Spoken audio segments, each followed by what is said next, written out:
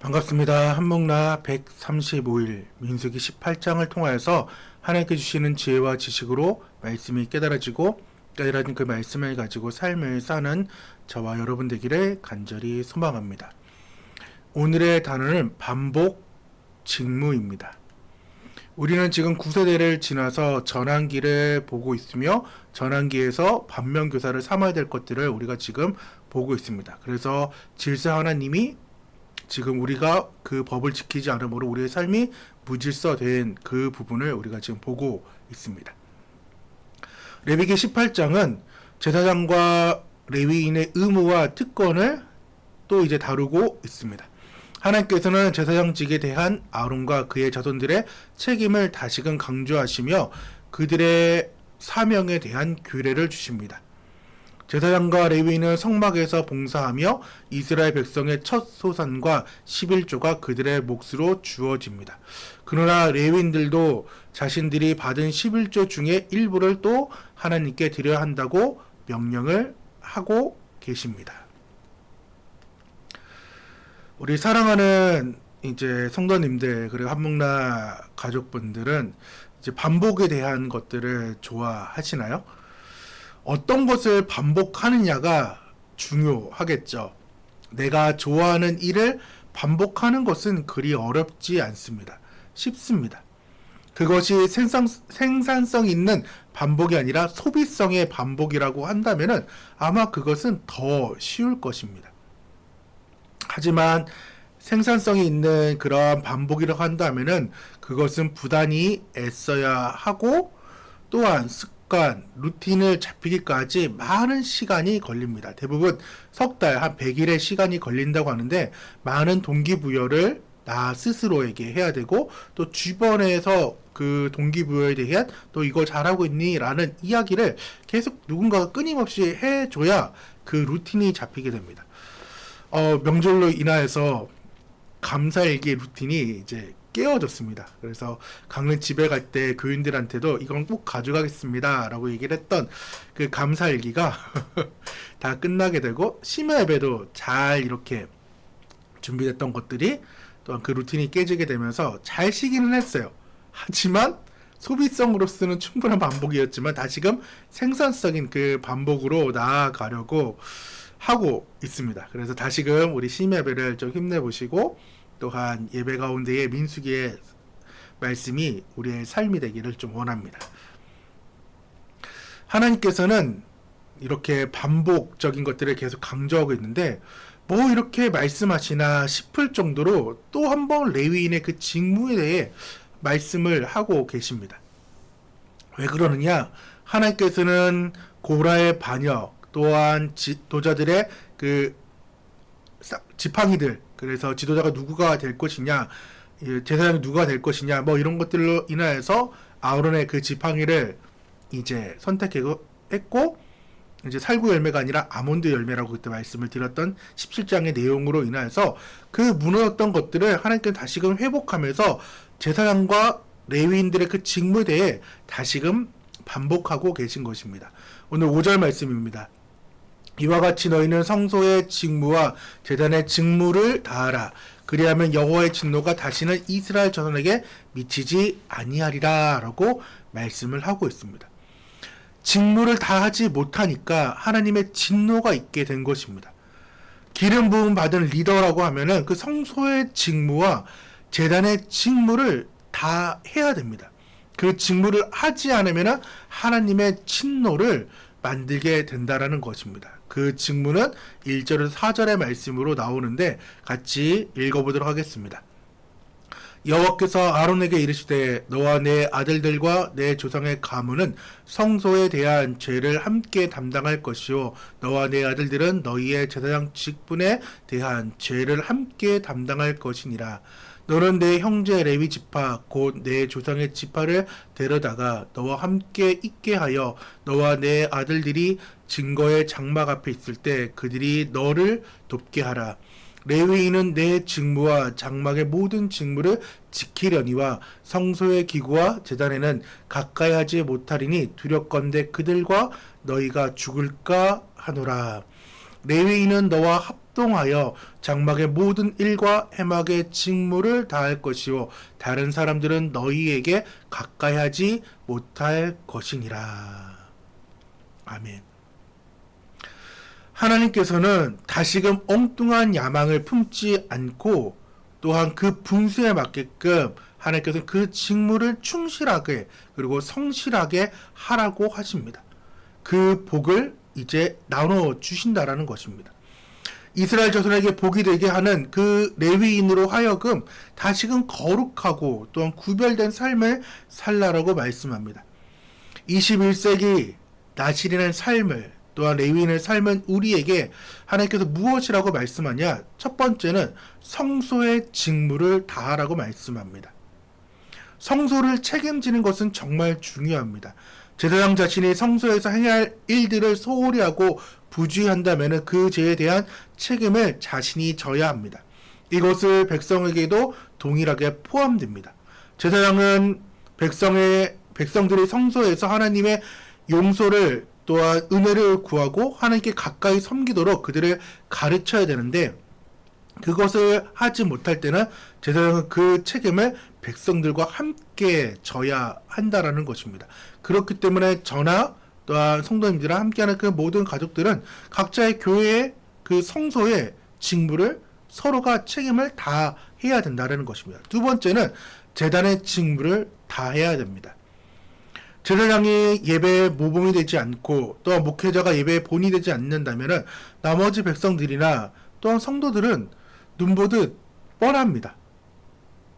각 지파에 흩어져 살지만은 그곳에서 예배에 책임을 져야 했던 레위인들은 또한 백성들이 일하는 것처럼 일하고 놀고 하나님을 등한시하게 되면은 그 지파는 그리고 그 교회는 비전이 없고 또한 망하게 될 것입니다.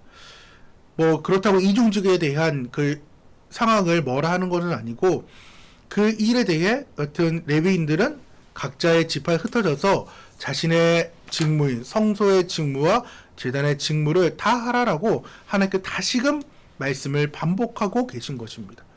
하나님을 참되게 예배하는 것을 가르치되 그 스스로가 본을 보이고 백성을 위선적으로 형식적으로 사람에게 보이려고 신앙생활을 하지 않도록 권면하며 계속해서 가르쳐야 됩니다.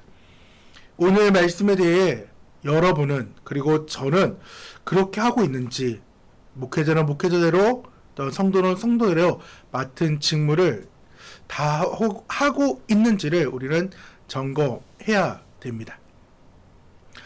약간의 딜레마의 이야기를 던지러 갑니다. 또한 오해하지 말고 또한 함께 고민해 주셨으면 좋겠습니다. 담임 목사님 당연히 공예배 참석을 해야 됩니다.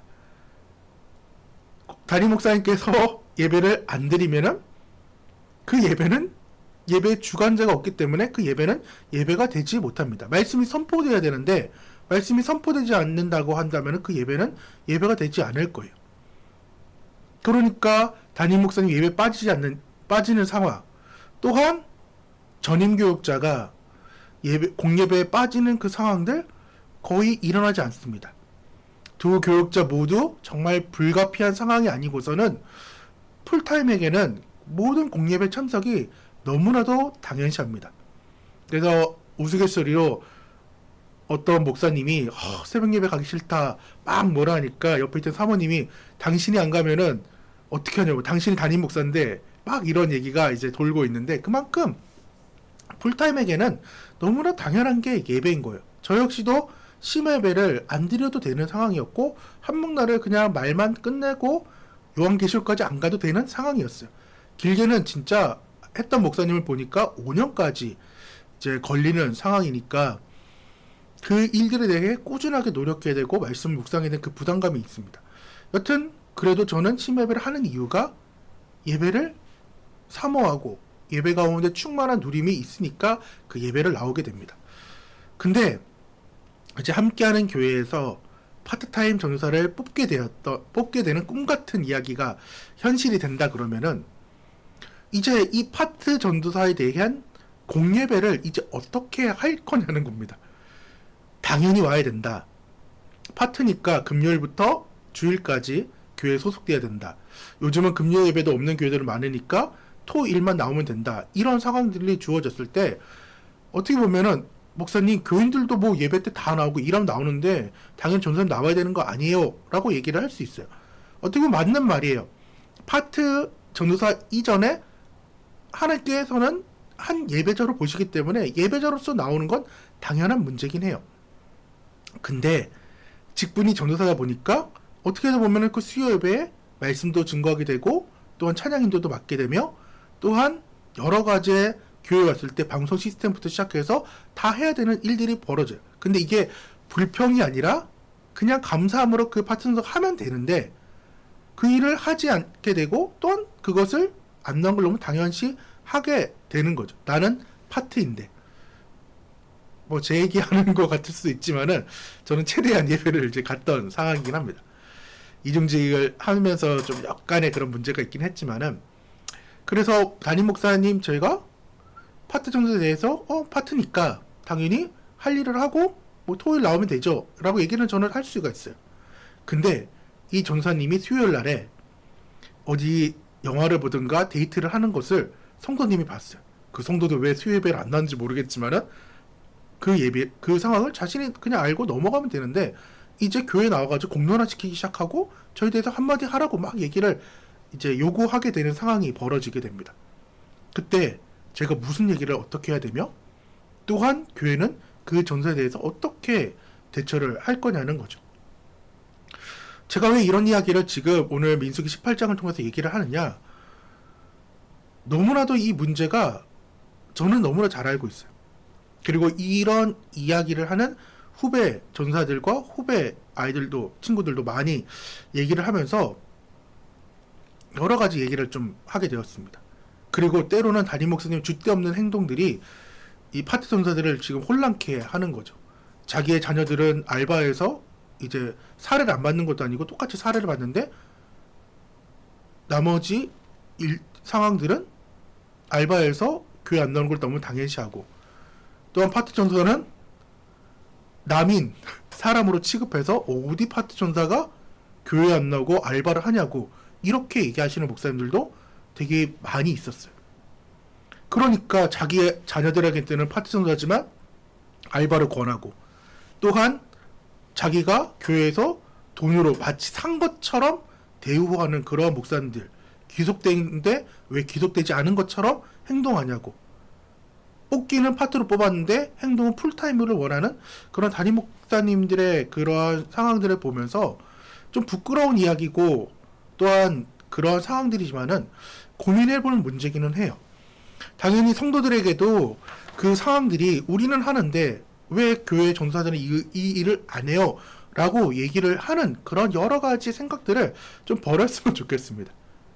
우선 서로가 존중이 있어야 돼요.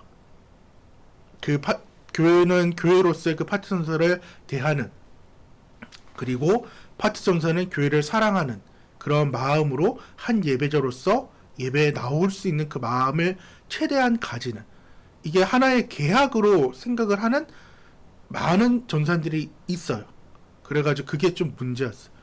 저는 대전에서 처음 이렇게 사역을 했을 때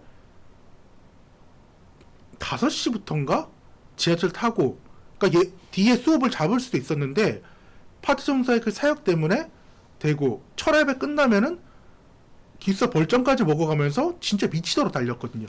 이제 탐방역에서 타가지고 침신대인 그 역에 내려가지고 학교까지 이제 기숙사 거리가 한 걸어서 20분 거리였고 뛰어야 정말 미치도록 뛰어야 10분 안쪽에 뛰어드니까 그 당시엔 좀 잘 달렸습니다. 그러니까 그렇게 하면서 됐던 상황이었기 때문에, 그리고 또한 이중직 해가지고 또 많은 이제 교회에서 또 이중직에 대한 배려를 해줘가지고 지금까지 이렇게 담임 목사의 자리까지 오게 됐지만은 그 일에 대해서 우리가 함께 고민함으로 인하여서 정말 사명과 예배자가 나아갈 그 길이, 즉 성소의 직무와 제단의 직무가 무엇인지를 우리가 서로 잘 기억하여서 교육자는 교육자대로 또한 성도는 성도대로 각자에게 맡겨진 성소의 직무와 제단의 직무를 잘 하는 저와 여러분 되기를 간절히 소망합니다. 오늘의 3일기입니다. 하나님은 백성들이 통해서 종들의 생계를 이제 책임져 주셨습니다. 즉 교육자들의 레위인들의 삶을 책임져 주셨는데 나의 영적 지도자들은 어떻게 도움을 받고 있는가? 영적 지도자들의 생활을 위해 나는 어떤 희생을 하고 있는가? 또한 제사장과 레위인들은 하나님의 부르심을 받아 백성들의 죄를 용서하고 승리하는 삶을 살도록 인도했습니다. 동일하게 여러분도 만인 제사장으로서 이 일에 해당됩니다. 내 주위에도 죄를 용서받고 승리하는 삶을 살지 못하는 사람들이 있지는 않은지, 나는 그들을 어떻게 돕고 있는지를 오늘 민수기 18장을 통하여서 오늘 하루의 삶을 또한 살아보시길 바랍니다. 이 시간 함께 기도하며 나아가는데 그렇게 살지 못했음에 대해 회개기도 하시고 또한 그렇게 살 수 있게 달라고 결단하시고 함께하는 교회를 위해 작은 시간이지만 함께 중보해 주시면 너무나도 감사드리겠습니다. 기도하도록 하겠습니다. 입히시고 먹이시는 하나님, 먼저 그의 나라와 그의 의를 구하면 이 모든 것들을 주신다고 말씀하시고 하늘의 신령한 것을 바라보게 하시니 감사합니다. 세상의 것을 쫓는 삶이 아닌 하나님께서 나의 기업이 되시고 분기 되심을 바로 알고 세상의 것이 아닌 하나님의 것, 성령을 사모하며 성령님과 동행하는 삶을 살게 하여 주시옵소서. 하나님을 섬기며 신앙생활 하는 동안 물질의 어려움 없이 넉넉함으로 주님을 온전히 섬기며 나아갈 수 있도록 도와주시옵소서. 예수님의 이름으로 기도드립니다. 아멘.